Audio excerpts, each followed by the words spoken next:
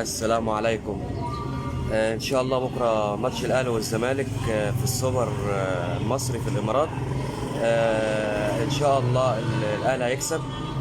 آه،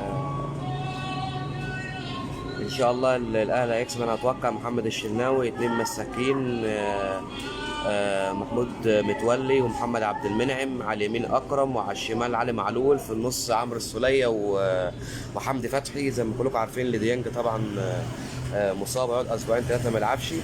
هيلعب سافيو صانع العاب، وعلى يمينه طاهر، وعلى شماله عبد القادر، وقدامه ان شاء الله شادي حسين. فان شاء الله يبقى ماتش حلو وهنكسب. ربنا ييسر الامور بس ان شاء الله. والحكم عشان ربنا يسترها، مش عارف جايبين حكم البرتغال ليه؟ العالم كلها ما فيهاش الا البرتغال دلوقتي. فانا ربنا يستر، ربنا يستر، وان شاء الله نتقابل بعد الماتش وهنفوز ان شاء الله، هنفوز ان شاء الله. السلام عليكم.